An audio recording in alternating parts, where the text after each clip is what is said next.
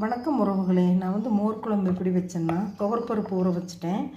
ஊற வச்சதில் துவரப்பருப்பு, தேங்காய், பூண்டு, சீரகம், பச்சை மிளகாய் இதை வச்சு அரைச்சிட்டேன். அரைச்சி தயிர் கலக்கி எடுத்து வச்சுட்டேன். உப்பு, மஞ்சத்தூள் சேர்த்துட்டு அதில் பெருங்காயம் சேர்த்து எடுத்து வச்சுட்டேன். அப்புறம் பூசணிக்காயை நல்லா கட் பண்ணி குட்டி குட்டியாக கட் பண்ணி பாருங்கள் வணக்கி அதில் மோர்லேயே வேக வச்சேன். அப்புறம் இதையெல்லாம் இந்த கலவையெல்லாம் கலந்து எடுத்து வச்சுட்டேன். மோர் குழம்பு ரெடி.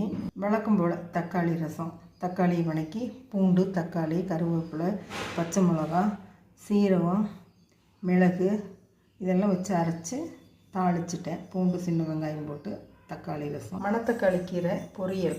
மணத்தக்காளி கீரையை நல்லா சுத்தம் பண்ணிவிட்டு கழுவி தண்ணியெல்லாம் வடித்த பின்னாடி அது வெங்காயம், மிளகா, பச்சை மிளகா, வெங்காயம் எல்லாம் போட்டு நல்லா வணக்கி கீரையும் போட்டு வணக்கி விட்டு சிம்மில் வச்சு மூடி வச்சுட்டேன். லைட்டாக உப்பு போட்டு அது நல்லா வெந்தோடனே தேங்காயும் நிலக்கடலை அடித்து அதில் போட்டு கலந்து எடுத்து வச்சுருக்கிறேன். கசப்பு தெரியாது. ஒயிட் ரைஸ், கெட்டி தயிர், ஊறுகாய். இதுதான் நம்ம லஞ்ச். பாருங்கள், உங்களுக்கு பிடிச்சிருந்தால் லைக் பண்ணுங்கள், ஷேர் பண்ணுங்கள், சப்ஸ்கிரைப் பண்ணுங்கள், பெல் பட்டன் அமுத்துங்க. இந்த நாள் எல்லோருக்கும் இனிய நாளாக அமையட்டும். தேங்க்யூ.